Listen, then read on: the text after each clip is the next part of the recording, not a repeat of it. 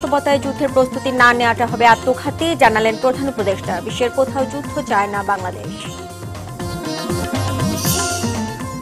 বরিশালে গেল ২৪ ঘন্টায় ডেঙ্গুতে আক্রান্ত হয়ে একজন মৃত্যু, আক্রান্ত আরও ২২ জন। বর্ষা শুরুর আগেই মশার উপদ্রব বেড়েছে কিশোরগঞ্জে।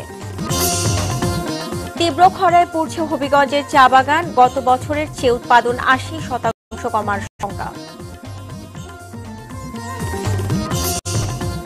এবং ২ মাস বন্ধ থাকার পর আজ মধ্যরাত থেকে পদ্মা মেঘনা নদীর মোহনায় মাছ শিকারে নামবেন জেলেরা। কাপ্তাই হ্রদে ৩ মাস মাছ ধরায় নিষেধাজ্ঞা।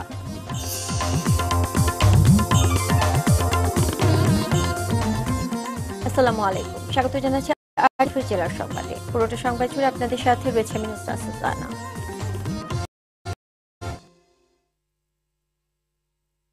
দেখছিলেন শিরোনাম, এবার বিস্তারিত। বৈশ্বিক বাস্তবতায় যুদ্ধের প্রস্তুতি না নেওয়াটা হবে আত্মঘাতী, এমন মন্তব্য করেছেন প্রধান উপদেষ্টা ডক্টর মোহাম্মদ ইউনূস। দুপুরে বিমান বাহিনীর বার্ষিক মহড়া আকাশ বিজয় ২০২৫-এ যোগ দিয়ে তিনি বলেন, অনেক সময় যুদ্ধের প্রস্তুতিও যুদ্ধের দিকে নিয়ে যায়। যুদ্ধকে ব্যয়বহুল উল্লেখ করে তিনি বলেন, বিগত সরকারের লুটপাটের কারণে দেশের অর্থনৈতিক অবস্থা খারাপ। বিদ্যমান অর্থনৈতিক বাস্তবতা বিবেচনায় নিয়ে কর্মপরিকল্পনা ঠিক করতে হবে। খান আলমিনের রিপোর্টে দেখুন এর বিস্তারিত। যুদ্ধ বিমানের আকাশে মহড়া, কখনো কখনো রঙিন হয়ে উঠছে শূন্য। রাজধানীর কুর্মিটোলা বিমান বাহিনীর ঘাঁটিতে এমন দৃশ্যায়ন। শত্রুর সঙ্গে লড়তে এমন সামরিক প্রস্তুতির মহড়া দিয়েছে বিমান বাহিনী। ২৩ এপ্রিল শুরু হওয়া বার্ষিক মহড়া আকাশ বিজয় ২০২৫-এর সমাপনী দেখেন প্রধান উপদেষ্টা ডক্টর মোহাম্মদ ইউনূস। বিমানের পাশাপাশি মহড়ায় সেনা ও নৌবাহিনী, বিজিবি, পুলিশ, ফায়ার সার্ভিস ও বিএনসিসি অংশ নেয়। বীরুত্তম একে খন্দকার ঘাঁটিতে মহড়ায় প্রধান উপদেষ্টাকে গার্ড অব অনার দেয়া হয়।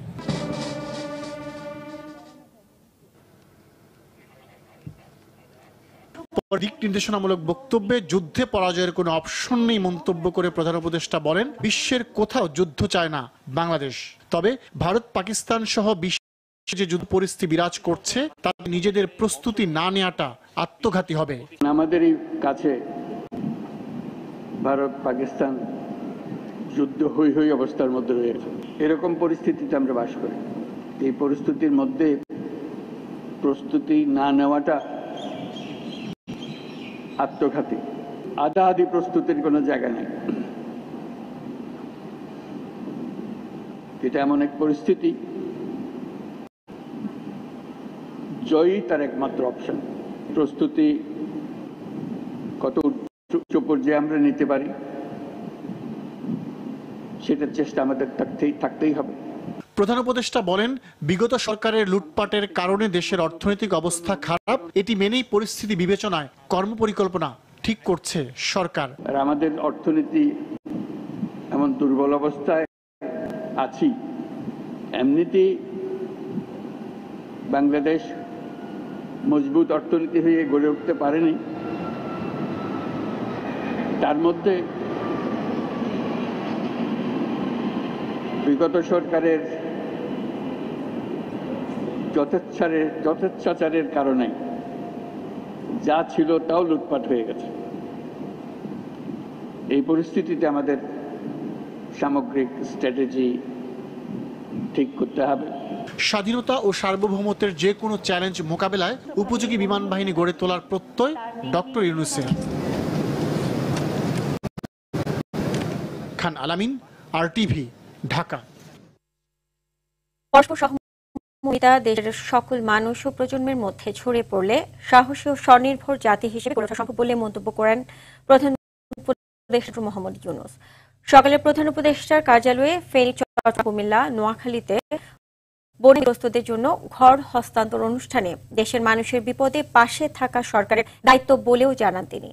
এ বিশেষ আবাসন প্রকল্প বাস্তবায়নের সাথে জড়িত সেনাবাহিনী সহ সংশ্লিষ্টদের ধন্যবাদ জানান প্রধান উপদেষ্টা। ঘর পাওয়া ক্ষতিগ্রস্ত পরিবারগুলোকে সন্তানদের উন্নত ভবিষ্যৎ গঠনে নজর দেওয়ার পরামর্শ দেন প্রধান উপদেষ্টা ডক্টর মোহাম্মদ ইউনূস। মানুষ আপনাদের পাশে দাঁড়িয়ে যে সাহস জুগিয়েছে সেই সাহস সময় মনের মধ্যে ধারণ করবেন এবং দেশের মানুষ আপনাদের সঙ্গেই থাকবে। এই সহমর্মিতা দেশের সকল মানুষের মধ্যে এবং সকল প্রজন্মের মধ্যে ছড়িয়ে পড়লে আমরা একটা সাহসী এবং স্বনির্ভর জাতি হিসেবে গড়ে উঠতে পারব। বিএনপির মহাসচিব মির্জা ফখরুল ইসলাম আলমগীর বলেছেন, বিভেদ মুক্ত সমাজ গড়তে মানুষের মধ্যে সম্প্রীতি ও ভালোবাসা সৃষ্টি করতে হবে। দুপুরে ঠাকুরগাঁওয়ের সেন্ট মাদার তেরেসা স্কুলে এক অভ্যর্থনা অনুষ্ঠানে প্রধান অতিথির বক্তব্যে এই মন্তব্য করেন তিনি। এ সময় বিএনপি মহাসচিবকে সম্মাননা স্মারক তুলে দেন স্কুলের শিক্ষকরা। বিকেলে সদর উপজেলার বরগাঁও ইউনিয়নে 3টি গণসংযোগ কর্মসূচিতে যোগ দেবেন তিনি। দর্শক, এ বিষয়ে আরো জানাতে ঠাকুরগাঁও থেকে সরাসরি যুক্ত হচ্ছে সহকর্মী সোহেল পারভেজ। সোহেল,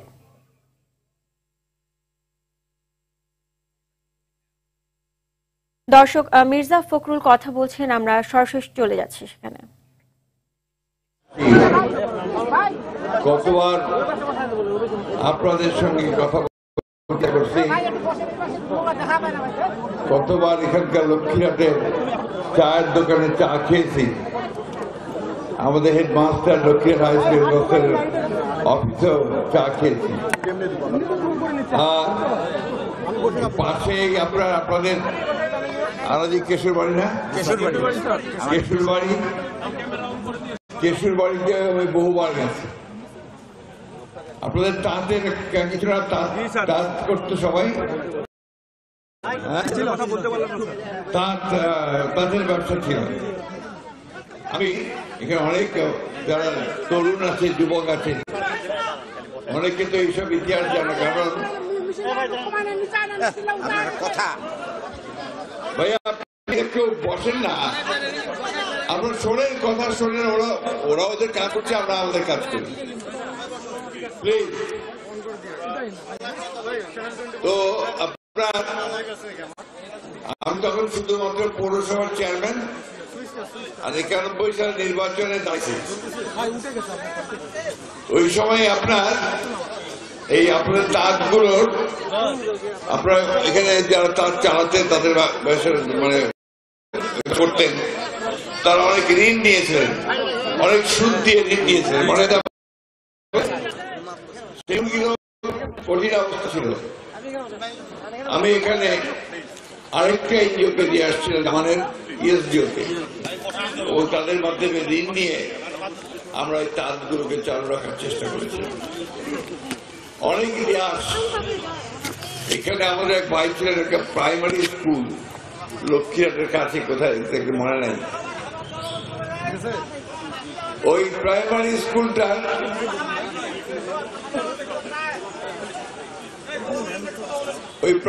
স্কুলটাকে গড়ে তোলার ব্যাপারে আমরা অনেক কাজ করছি। এখানে আপনাদের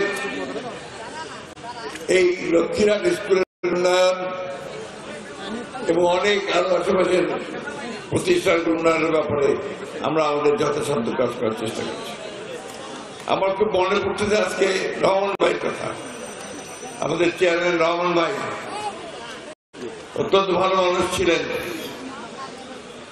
ওনার কথা মনে পড়ছে।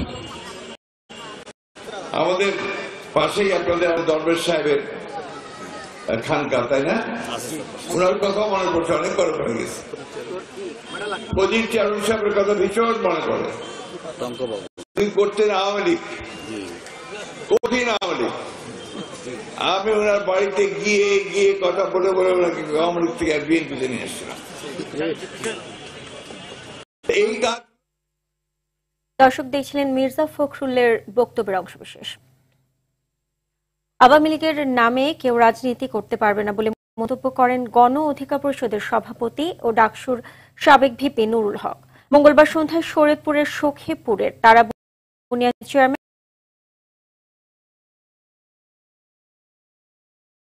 মাঠে সমাবেশে কথা বলেন। এ সময় তিনি আরো বলেন, আওয়ামী লীগ হচ্ছে পচালাশ, আর এখন কাজ হচ্ছে আওয়ামী লীগ নামে লাশটি দ্রুত দাফন করা। গণ অধিকার পরিষদের সাধারণ সম্পাদক রাশেদ খান, সাংগঠনিক সম্পাদক অ্যাডভোকেট ফিরোজ আহমেদ মুন্সি, জেলা গণ অধিকার পরিষদের সদস্য সচিব ডাক্তার শাহজালাল সাজু সহ অন্যরা এই সময় উপস্থিত ছিলেন। এই জুলাইয়ের গণ অভ্যুত্থানের মধ্যে দিয়ে একটি পরিত্যক্ত রাজনৈতিক দলে পরিণত হয়েছে। আওয়ামী লীগ একটি মরা লাশ, এই লাশকে নিয়ে টানাটানি করে লাভ হবে না। এখন আমাদের দায়িত্ব হচ্ছে এই লাশকে কবর দেওয়া, যাতে এই মরা লাশ দুর্গন্ধ না ছড়ায়। বৃষ্টির দেখা নেই, তীব্র খরায় পড়ছে হবিগঞ্জের চা বাগান। গত বছরের চেয়ে উৎপাদন কমেছে প্রায় ৮০%। ফলে দেশে চা উৎপাদন লক্ষ্যমাত্রা পূরণ না হওয়ার শঙ্কা দেখা দিয়েছে। তাই চা শিল্পকে বাণিজ্য মন্ত্রণালয় থেকে কৃষি মন্ত্রণালয়ের অধীনে এনে বিদ্যুৎ ও ব্যাংক ঋণের সুবিধা দেওয়ার দাবি জানান চা বাগানের ব্যবস্থাপকরা। হবিগঞ্জ সংবাদদাতার পাঠানো প্রতিবেদন জানাচ্ছেন সৈয়দা সামিয়া তামান্না। চা বাগান মানেই সবুজের সমারোহ, ছড়ায় মুগ্ধতা, কিন্তু তীব্র খরায় বিপন্ন হয়ে যাচ্ছে। পানি আসছে না নতুন করে, পর্যাপ্ত বৃষ্টি না হয় প্রখর রোদে পড়ছে হবিগঞ্জের ২৪টি চা বাগান। সাধারণত মার্চ মাসে গুণগত মানসম্পন্ন চা উৎপাদিত হয়, তবে তীব্র খরায় পানির সংকটে চা গাছের শিকড় শুকিয়ে পাতা ঝরে যাচ্ছে, নতুন করে গজাচ্ছে না পাতা। চা বাগানের ব্যবস্থাপকরা বলছেন পানির স্তর নিচে নেমে যাওয়ায় কৃত্রিমভাবে সেচ দেওয়া সম্ভব হচ্ছে না। অক্টোবরের পরে রেইন সিজ হয়ে গেছে, যেটার জন্য আমাদের প্রোডাকশন এজ ওয়েল এজ আমাদের কোয়ালিটি দুইটাতেই হ্যাম্পার হচ্ছে। হলেও প্রভাব কাটাতে সময় লাগবে আরো অন্তত ৩ মাস। ফলে চা উৎপাদনের কাঙ্ক্ষিত লক্ষ্যমাত্রা ব্যাহত হবে, আর্থিক ক্ষতির মুখে পড়বে চা বাগান মালিকরা। তাই চা শিল্পকে বাণিজ্য মন্ত্রণালয় থেকে কৃষি মন্ত্রণালয়ের আওতায় এনে সেচ, বিদ্যুৎ ও ব্যাংক ঋণের সুবিধা দেওয়ার দাবি জানান চা বাগানের ব্যবস্থাপকরা। দিচ্ছি ১২ টাকা করে, আর যদি কৃষিতে দিচ্ছি ৩.৫ টাকা করে, সেটা আমি ৩.৫ টাকা করে দিই, তাহলে আমার জন্য সুবিধা হইতো, আমার জন্য ভাইবাল হইতো। আমি তাহলে আরবির মাধ্যমে আমার ইরিগেশন সেট চালাইলে আমার জন্য সুবিধা হইতো। এটা একটা অবশ্যই সুবিধা আছে, সরকার যদি এইখানে একটু খেয়াল করে। চলতি বছর দেশে চা উৎপাদন লক্ষ্যমাত্রা ধরা হয়েছিল ৯,৩০,০০,০০০ কেজি, তবে প্রাকৃতিক বিপর্যয়ের কারণে তা এখন হুমকির মুখে। সৈয়দা সামিয়া তামান্না, RTV। বরিশালে গেল ২৪ ঘন্টায় ডেঙ্গুতে আক্রান্ত হয়ে একজনের মৃত্যু হয়েছে। এ সময় আক্রান্ত হয়েছে আরও ২২ জন। এ নিয়ে হাসপাতালে চিকিৎসা নিচ্ছে ৫০ জন।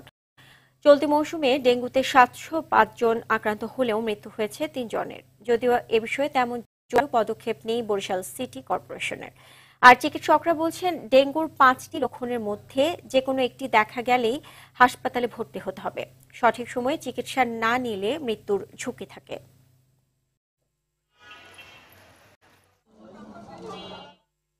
দর্শক, এ বিষয়ে আরো জানাতে বরিশাল থেকে সরাসরি যুক্ত হচ্ছে সহকর্মী আরিফুল ইসলাম।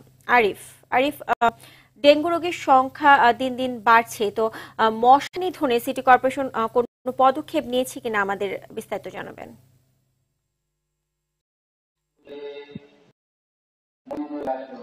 জি ধন্যবাদ সুজান। আসলে যেমনটি বলছেন, আমরা কিন্তু গত কদিন যাবত বরিশাল জুড়ে কিন্তু সংবাদ তথ্য সংগ্রহ করার চেষ্টা করেছিলাম যে আসলে ডেঙ্গু প্রতিরোধে কোনো ব্যবস্থা গ্রহণ করছেন, কি কি পদক্ষেপ গ্রহণ করছেন। এর আগে বলেছিলাম যেহেতু জনপ্রতিনিধি নেই, সুতরাং রাষ্ট্রযন্ত্রই এখন আসলে পরিচালনা করছে। তো তথ্যর অনুসন্ধানে একটি জিনিস দেখেছি, সেটা হচ্ছে সাম্প্রতিক সময় বরিশাল নগরীর প্রধান যে সড়কগুলো রয়েছে কিংবা অন্যান্য উপজেলার যে প্রধান সড়কগুলো রয়েছে, সেখানে কিন্তু মশা নিধনের কার্যক্রমের প্রশাসক যারা রয়েছেন তারা কিন্তু জোরালো পদক্ষেপ গ্রহণ করেছেন। আমি গতকাল সদর রোডে দেখেছি, সদর রোড থেকে শুরু করে সদরের আশপাশ যে বাণিজ্যিক এলাকাগুলো রয়েছে সেখানে কিন্তু ফগার মেশিন বা হ্যান্ড স্প্রে দিয়ে সেই মশা নিধনের প্রচেষ্টা চালাচ্ছে। তবে এর পরপরই আমরা শহর তলির অঞ্চলে যখন আবার চোখ বুলিয়েছিলাম, তখন দেখলাম যে ড্রেনেজ ব্যবস্থা দুর্বলতার কারণে সেখানে কিন্তু কিছু মশা এখনো সেখানে জন্ম নিচ্ছে এবং সেখানে কিন্তু মশার উপদ্রব বাড়ছে। তবে যে পরিমাণে আসলে তদারকি করার কথা, সে পরিমাণ তদারকি নেই। তবে সিটি কর্পোরেশনের তদারকি পূর্বের তুলনায় অনেক অংশে বেড়েছে। দিনের তথ্য একটু জানিয়ে রাখি, বরিশাল স্বাস্থ্য অধিদপ্তর আমাদেরকে যেমনটি জানিয়েছেন, গত ২৪ ঘন্টায় ২২ জনের মতো আক্রান্ত হয়েছে ডেঙ্গু রোগে আক্রান্ত হয়ে বরিশাল শুধুমাত্র সরকারি হাসপাতালগুলোতে ভর্তি রয়েছে। এর মধ্যে মৃত্যুর মিছিল যুক্ত হয়েছে ১ জন। এ পর্যন্ত চলতি মৌসুমে মৃত্যু হয়েছে ৩ জনের, আর এখন পর্যন্ত বরিশাল হাসপাতালগুলোতে চিকিৎসা নিচ্ছে ৫০ জন। তো সব মিলিয়ে একটু বলি, সেটি হলো যে হাসপাতালগুলোতে যে পরিমাণে রোগীর হবার কথা, সে পরিমাণে আসলে এখন পর্যন্ত রোগী হচ্ছে না। তবে হাসপাতাল কর্তৃপক্ষ আমাদেরকে বলছেন যে তারা কিন্তু ইতোমধ্যেই হাসপাতালের যে বিভিন্ন ওয়ার্ডগুলো, সেই ওয়ার্ডগুলো প্রস্তুত রেখেছে। রোগী কোনো কারণে সিমটম দেখা দিলে তারা ভর্তি রাখবে এবং চিকিৎসা ব্যবস্থাও তারা করবে। সুজানা, ধন্যবাদ আপনাকে। বর্ষাকাল আসার আগেই বেড়ে গেছে মশার উপদ্রব। ঢাকনা ছাড়া অপরিষ্কার ড্রেন আর যেখানে সেখানে মশা জন্মাবার রসদ থাকায় দুর্ভোগ পোহাচ্ছেন কিশোরগঞ্জ শহরবাসী।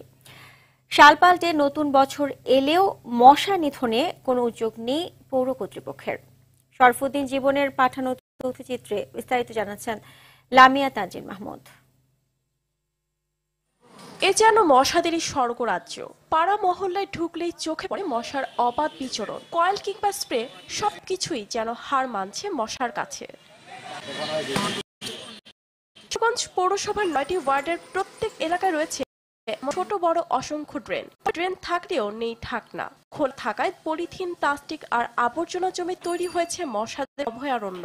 খোলা ড্রেনে ময়লা আবর্জনা ফেলায় তা পচে ছড়াচ্ছে গন্ধ, প্রজনন হচ্ছে ডেঙ্গুরিয়া সহ বিভিন্ন জীবাণুবাহী মশা। ঢাকঢোল পিটিয়ে মশা নিধন কার্যক্রম কেবল উদ্বোধনী সীমাবদ্ধ। ছাগল লাইনে আমি ঘরের সামনে বান্ধার সাথে সাথে হাজারে এই মশা আইছে। আগুন দিয়ে ফুটতেছি, পটপট করে ফুটতেছে।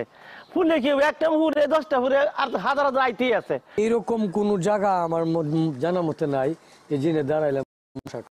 আমরা আশা করব যে পুরো কর্তৃপক্ষ অন্ততপক্ষে প্রতিদিন না হোক সপ্তাহে 15 দিনে বা মাসে একদিন যেন জমে থাকা পানি যেখানে মশারা ডিম পাড়ে সেইগুলো যেন তারা ধ্বংস করে। এদিকে ডেঙ্গুর উপদ্রব মোকাবিলা সহ খোলা ড্রেন এবং মশা নিধনের জন্য কাজ চলছে বলে জানান কিশোরগঞ্জ পৌরসভার প্রশাসক। ডেঙ্গুর একটি সিজন রয়েছে, সেই ক্ষেত্রে আমাদের প্রতিদিনই টিম বের হবে এবং অ্যাডাল্টিসাইড এবং লার্ভিসাইড 2 ধরনের ওষুধই আমরা ছিটাবো। মশার বংশ বিস্তার পদক্ষেপ দেবে পৌর কর্তৃপক্ষ, এমনটাই প্রত্যাশা কিশোরগঞ্জ পৌরবাসীর। লামিয়া তানজিন মাহমুদ, RTV। মানিকগঞ্জে ইফ টিচিং এর প্রতিবাদ এবং থানায় নানাকে কুপিয়ে হত্যা করেছে কয়েকজন যুবক। মঙ্গলবার সন্ধ্যায় জেলার সিংগাইয়ের রায় দক্ষিণ গ্রামে নিজ দোকানে আজগরকে কুপিয়ে জখম করা হয়। এরপর স্বজনরা উদ্ধার করে সাভারের এনাম মেডিকেল কলেজ হাসপাতালে নিয়ে গেলে চিকিৎসক মৃত ঘোষণা করেন। নিহতের স্বজনরা জানান 40 বছর বয়সী আলামিন দীর্ঘদিন ধরে 9 বছরের শিশু মেয়েকে উত্ত্যক্ত করে আসছিল। এর প্রতিবাদ করায় আলামিন হুমকি দেয়। পরে পরিবার থেকে সিংগাই থানায় একটি অভিযোগ দেওয়া হয়। আলামিন ক্ষিপ্ত হয়ে বন্ধুদের নিয়ে আজগরকে কুপিয়ে হত্যা করে।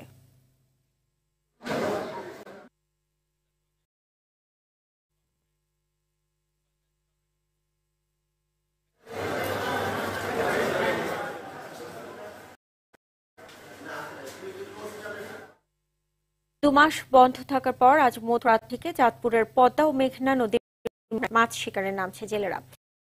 শেষ হওয়ার আগ মুহূর্তে প্রস্তুতি নিচ্ছে জেলেরা।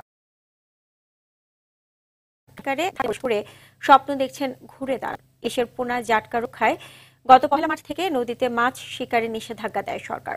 চাঁদপুর থেকে শরীফ চৌধুরীর পাঠানো তথ্যচিত্রে বিস্তারিত জানাচ্ছেন আব্দুল হামিদ। 2006 সাল থেকে দেশের মাছের অভয়াশ্রমগুলোতে নিষেধাজ্ঞা দিয়ে আসছে সরকার। সেই ধারাবাহিকতায় গত 1 মার্চ থেকে চাঁদপুরের পদ্মা ও মেঘনা নদীর মোহনায় বন্ধ ছিল মাছ শিকার। ঝাটকা শিকার কমিয়ে ইলিশের উৎপাদন বাড়াতেই সরকারের এমন সিদ্ধান্ত। নিষেধাজ্ঞা প্রত্যাহার হয় আজ মধ্যরাত থেকে জেলার প্রায় 50,000 জেলে নদীতে মাছ শিকারে নামবে। এরই মধ্যে নৌকা, জ্বালানি, জালসহ মাছ শিকারের যাবতীয় সরঞ্জাম প্রস্তুত করেছে জেলেরা। তবে করতে পারার আনন্দের পাশাপাশি কিস্তির টাকা পরিশোধের চিন্তায় রয়েছেন তারা। আলহামদুলিল্লাহ আমরা নামবো, দেখি নদীতে মাছ পাই কিনা। আমরা নৌকা তেল দিছি, আলকাতা দিছি, জাল ঠিক করছি। আমরা কিস্তি উঠে অনেক টাকা ঋণ হয়েছি। আল্লাহ বাঁচালে যদি মাছ পাইলে তো ভামু, আর না পাইলে তো আমরা দেনা বেনা যেটি করে থুইছি এটি দেওয়ানি আঙুর দুবার রেয়া যাইব। আমরা এখন অভিযান শেষ হইবে, আমরা লামু যদি নদীতে থাকে তো ফামু, ভাগ্য ভালো হলে, আর না পাইলে নাই, বড় দাইলে শেষ। এদিকে ইলিশের অভয়াশ্রম রক্ষায় নদীতে কঠোর ছিল জেলা প্রশাসনের। এই মৌসুমে ইলিশের উৎপাদন বৃদ্ধির আশা প্রশাসকের। জাটকা রক্ষা যে অভিযানটা আমরা পরিচালনা করেছি এটা এবং এর ফলে এই অঞ্চলে ইলিশের উৎপাদন বাড়বে এবং আলটিমেটলি আমাদের জেলে যারা আছে তারাই আর্থিকভাবে একটু স্বাবলম্বী হবে এবং তারাই সবচেয়ে বেশি লাভবান। নিষেধাজ্ঞা চলাকালে নিবন্ধিত 44,035 জেলেকে 40 কেজি করে চাল দেয় সরকার। এবার নিষেধাজ্ঞা অমান্য করে মাছ শিকারের দায়ে 300 অধিক জেলেকে আটক করে বিভিন্ন মেয়াদে কোর্ট। একই সাথে তাদের কাছ থেকে 3.5 লক্ষ টাকা জরিমানা আদায় করা হয়। আব্দুল হামিদ, RTV। দর্শক এই বিষয়ে আরো জানাতে ভোলা থেকে সরাসরি যুক্ত হচ্ছেন সহকর্মী অমিতাভ অপু। 2 মাস পর পদ্মা ও মেঘনা নদী মোহনায় আজ মধ্যরাত থেকে মাছ ধরা শুরু হবে। তো এ ব্যাপারে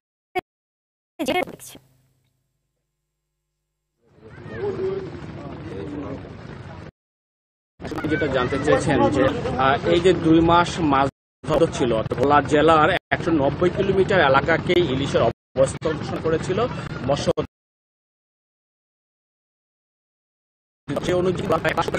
এবং প্রায় 2 লক্ষ জেলেই কিন্তু মাছ ধরা থেকে বিরত ছিল। তো আজকে যে মাছ ধরা রাত 12টা মাছ ধরা বিষয়টা উঠে যাচ্ছে, এটি কিন্তু এখন এই অঞ্চলের জেলেদের জন্য একটি উৎসম্মুখ, যে কোনো এখন নদীতে নামার জন্য সকল প্রস্তুতি নিচ্ছে।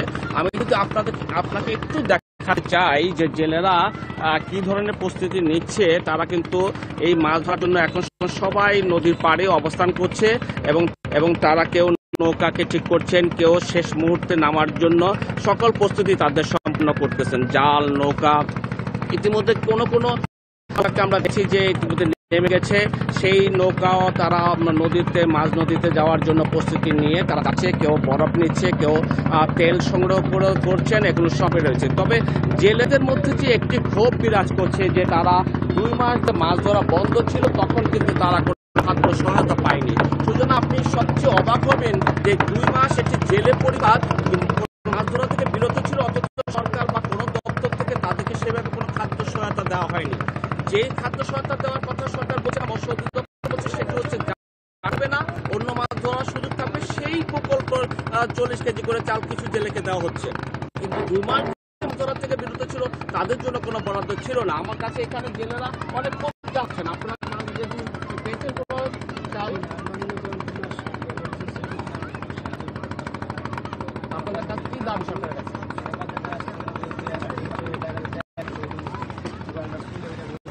সুতরাং এই জেলেরা এখন বলছে 2 মাস মাছ ধরা বন্ধ না রেখে যদি 1 মাস মাছ ধরা বন্ধ রাখতো, তাহলে কিন্তু এই জেলেদের এত দুঃখ কষ্টের মধ্যে থাকতো না, অথবা এই জেলেদের বিশেষ বরাদ্দ যদি রাখা হতো, বিশেষ প্রণোদনার যদি ব্যবস্থা থাকতো, তাহলে কিন্তু এই জেলেরা 2 মাসের মাছ ধরা বন্ধ শেষও তারা কিন্তু তাদের দুঃখ থাকতো না। এখন তারা নির্ভর করছে নদীতে মাছ ধরে কি পরিমাণ মাছ পাবে আগামীতে, সেটার উপরে নির্ভর করছে তাদের লাভ লোকসান, পরিবার পরিজন নিয়ে সুখে শান্তিতে থাকবার অবস্থা।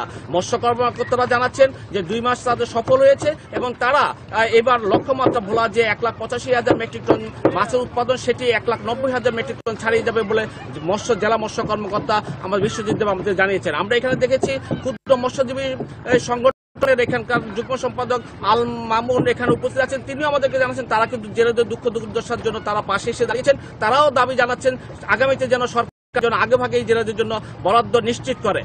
সুতরাং এই ছিল ভোলা থেকে আমার সর্বশেষ। আপনাকে ধন্যবাদ।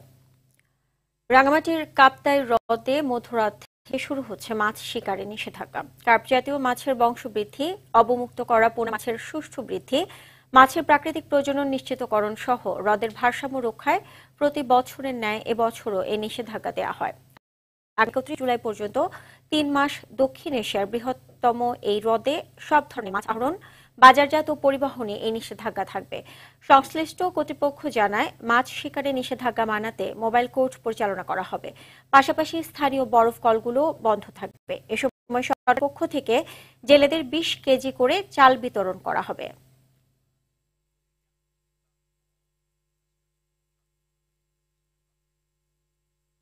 প্রাইমারি বিদ্যালয়ের শিক্ষার্থী জাহিদুল ইসলাম পারভেজ হত্যার ঘটনায় তারেক রহমানের পক্ষ থেকে আর্থিক সহায়তা প্রদান করেন ময়মনসিংহ দক্ষিণ জেলা বিএনপির নেতৃবৃন্দ।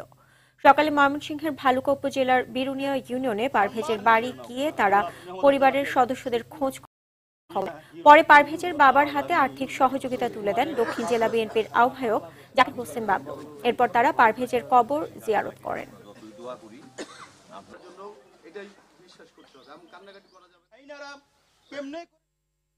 গাজীপুর মহানগরীর কোনাবাড়ীতে শ্রমিকদের আন্দোলনের মুখে 2টি পোশাক কারখানা অনির্দিষ্টকালের জন্য বন্ধ ঘোষণা করেছে কর্তৃপক্ষ। সকাল 8টার দিকে MM ও মামুন নিটওয়ার লিমিটেড নামে কারখানা দুটির প্রধান ফটকে বন্ধ সংক্রান্ত নোটিশ টানিয়ে দেওয়া হয়। এদিকে কারখানা বন্ধের নোটিশ দেখে শ্রমিকদের মাঝে তীব্র ক্ষোভ বিরাজ করে। গাজীপুর মেট্রোপলিটন পুলিশের কোনাবাড়ী থানার ভারপ্রাপ্ত কর্মকর্তা জানান, কারখানা বন্ধ ঘোষণা করা হলেও শ্রমিকরা শান্ত রয়েছে।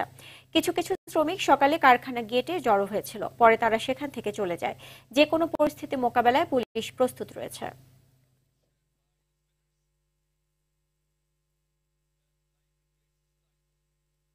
দর্শক, জেলা সংবাদের বাকি অংশ দেখতে থাকুন আর টিভির ফেসবুক পেজে।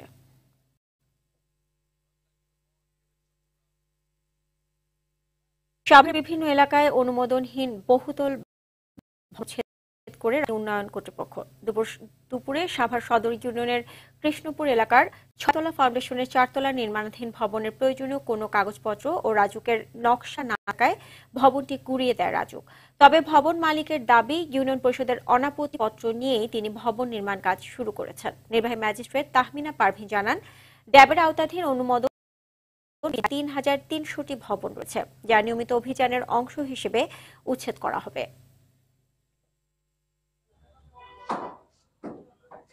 যে ভবনগুলো আমরা চিহ্নিত করেছি সেখানে আমরা দেখছি যে রাজুকের অনুমোদন ব্যতীত অনেকে নকশা নিয়েছে, আবার অনেকে রাজুক থেকেও অনুমোদন নিয়েছে, কিন্তু অনুমোদনকৃত নকশা ব্যত্যয় ঘটিয়ে অনেকে ভবন নির্মাণ করছে। সেই ভবনগুলোতে রাজুকের পক্ষ থেকে নিয়মিত মোবাইল কোর্ট পরিচালনা করা হচ্ছে। ওই মোবাইল কোর্টের অংশ হিসাবে এই এলাকা পরিচালনা করছি। কুষ্টিয়া ইসলামী বিশ্ববিদ্যালয়ে আবাসিক হলের সিটে থাকাকে কেন্দ্র করে ছাত্রলীগের ট্যাগ দিয়ে দ্য ডেইলি ক্যাম্পাসের ইবি প্রতিনিধি ওয়াসিফ আল আবরারের উপর হামলার ঘটনা ঘটেছে। মঙ্গলবার দিবাগত রাত 12:30টার দিকে বিশ্ববিদ্যালয়ের শাহ আজিজুর রহমান হলের এশু ব্লকের 405 নং কক্ষে এ ঘটনা ঘটে। পরে আহত আবরারকে হলের অন্যান্য শিক্ষার্থীরা এসে ইসলামী বিশ্ববিদ্যালয় হাসপাতালে ভর্তি করেন। উন্নত চিকিৎসার জন্য আজ কুষ্টিয়া জেনারেল হাসপাতালে তাকে নেওয়া হয়।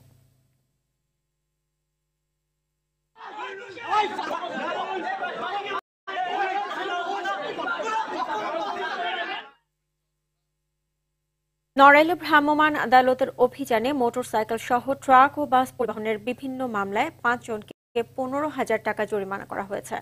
দুপুরে শহরের হাওয়াই খালি ব্রিজে পরিবেশ অধিদপ্তর ও জেলা প্রশাসনের আয়োজনে নড়াইল জেলার সদরের বিজ্ঞ এক্সিকিউটিভ ম্যাজিস্ট্রেট সঞ্জয় ঘোষের নেতৃত্বে এ মোবাইল কোর্ট পরিচালিত হয়।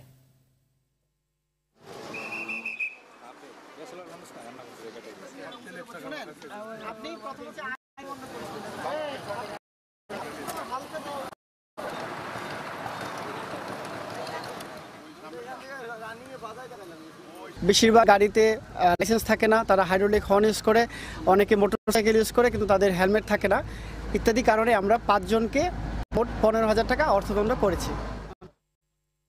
বর্ডার গার্ড বাংলাদেশ প্রায় 70 লাখ টাকার বেশি মূল্যের ভারতীয় অবৈধ চশমা জব্দ করেছে। রাত 2:20 বাড়িয়ার কসবা উপজেলার নোয়াহাটি এলাকা থেকে এসব মালামাল জব্দ করা হয়। বিজিবি জানায়, গোয়েন্দা তথ্যের ভিত্তিতে অভিযান করে বিভিন্ন ব্র্যান্ডের মোট 8,402টি ভারতীয় চশমা উদ্ধার করা হয়, যার বাজার মূল্য 70 লাখ টাকার উপরে। 60 বিজিবির অধিনায়ক লেফটেন্যান্ট কর্নেল মোহাম্মদ জিয়াউর রহমান জানান, সীমান্ত এলাকায় চোরাচালান প্রতিরোধে বিজিবির আভিযানিক তৎপরতা ও গোয়েন্দা নজরদারি জোরদার রয়েছে। ঝিনাইদহ আধিপত্য বিস্তারকে কেন্দ্র করে দুদল গ্রামবাসীর সংঘর্ষে 1 জন নিহত হয়েছে। আহত হয়েছে নারী সহ অন্তত 10 জন। পুলিশ জানায়, আধিপত্য বিস্তার নিয়ে সদর উপজেলার দিঘিরপাড় গ্রামের আমজাদ বিশ্বাসের সাথে একই গ্রামের আলিমুদ্দিনের সমর্থকদের মধ্যে বিরোধ ছিল। গেল রোববার রাতে আলিমুদ্দিনের লোকজন আমজাদ বিশ্বাসের সমর্থকদের বাড়িতে হামলা করে। এর জেরে আজ সকালে উভয় পক্ষের লোকজন দেশীয় অস্ত্র নিয়ে সংঘর্ষে জড়িয়ে পড়ে। এতে অন্তত 10 হয়। আহতদেরকে উদ্ধার করে ঝিনাইদহ সদর হাসপাতালে নিয়ে গেলে চিকিৎসক মোশাররফ হোসেন নামের একজনকে মৃত ঘোষণা করে।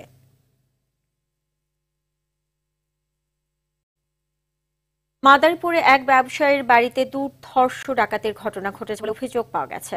ভুক্তভোগীর পরিবার মঙ্গলবার গভীর রাতে রাজুর সুতারকান্দি গ্রামের এক ব্যবসায়ীর ঘরে গ্রিল কেটে প্রবেশ করে 10-15 জনের একটি ডাকাত দল।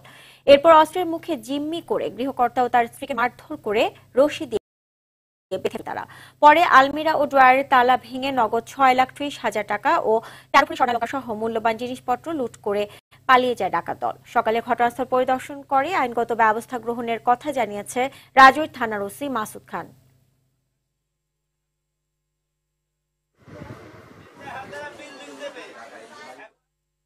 চাঁদার দাবিতে ঢাকার শিল্পাঞ্চল আশুলিয়ায় এক প্রবাসীর বাড়িতে হামলা, ভাঙচুর ও লুটপাট করেছে যুবলীগের এক নেতা। আশুলিয়ার চিত্রশাইল এলাকায় সৌদি আরব প্রবাসী আবুল কালাম জানান, দোতলা একটি বাড়ি কিনেন তিনি। 3য় তলার কাজ শুরু স্থানীয় যুবলীগ নেতা মাসুম খান তার নিকট 20 লাখ টাকা চাঁদা দাবি করে। এই টাকা দিতে অস্বীকার করে মাসুম তার দলবল নিয়ে তার বাড়িতে হামলা চালিয়ে ভাঙচুর করে এবং 2.5 লাখ টাকা লুট করে নিয়ে যায়। এ বিষয়ে থানায় অভিযোগ দিয়েও কোনো প্রতিকার পায়নি। আর সন্ত্রাসীদের হুমকিতে পরিবার নিয়ে নিরাপত্তাহীনতায় ভুগছেন বলেও জানান তিনি।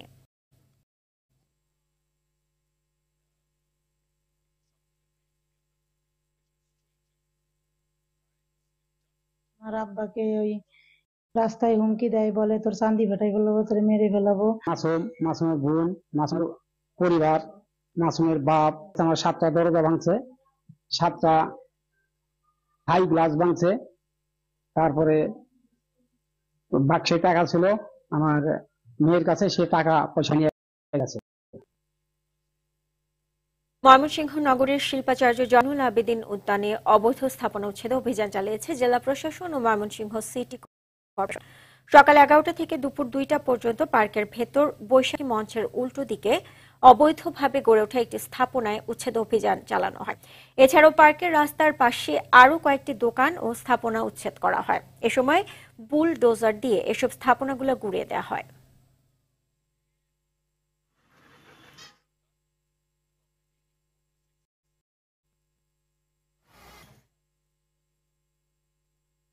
দেশের বিভিন্ন স্থানে সভা সমাবেশ, মানববন্ধন সহ নানা ঘটনার আরো খবর থাকছে সৈয়দা সামিয়া তামান্নার রিপোর্টে। ব্রাহ্মণবাড়িয়ার আখাউড়া উপজেলার মোগরা ইউনিয়নে অভিযান চালিয়ে ড্রেজার মেশিন দিয়ে অবৈধভাবে মাটি কাটার দায়ে একজনকে ভ্রাম্যমাণ আদালতের মাধ্যমে 50,000 টাকা জরিমানা করা হয়েছে। দিনাজপুরে হেলিতে মেয়াদ উত্তীর্ণ ওষুধ, মূল্য তালিকা না থাকা এবং টিসিবি পণ্য বিক্রির দায়ে অভিযান চালিয়ে 3 প্রতিষ্ঠানকে 13,000 টাকা জরিমানা করেছে দিনাজপুরের ভোক্তা অধিদপ্তর। উপজেলার সাতকুড়ি রেলগেট বাজারে অভিযান পরিচালনা করেন দিনাজপুর ভোক্তা অধিদপ্তরের সহকারী পরিচালক মমতাজ বেগম। 87 কোটি টাকা ব্যয়ে সুনামগঞ্জ বিশম্বরপুর সড়কে সেতু ও কালভার্ট নির্মাণে অনিয়ম দুর্নীতির প্রতিবাদে মানববন্ধন হয়েছে। ছাত্র জনতার ব্যানারে মানববন্ধনটি অনুষ্ঠিত হয়।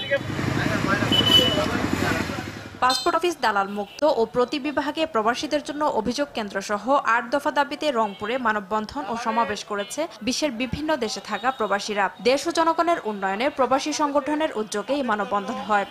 দেশ ও জনগণের উন্নয়নে গুরুত্বপূর্ণ ভূমিকা পালন করে। যুক্তরাষ্ট্রের বিমান বাহিনী ও আগ্রাবাদ ফায়ার সার্ভিস ও সিভিল ডিফেন্সের উদ্যোগে ভূমিকম্পের পরের প্রস্তুতি নিয়ে চট্টগ্রামের আগ্রাবাদ ফায়ার সার্ভিস স্টেশনে একটি মহড়া অনুষ্ঠিত হয়েছে। ভূমিকম্পের পর কিভাবে আহতদেরকে উদ্ধার করা যায় তার উপর এই মহড়া অনুষ্ঠিত হয়।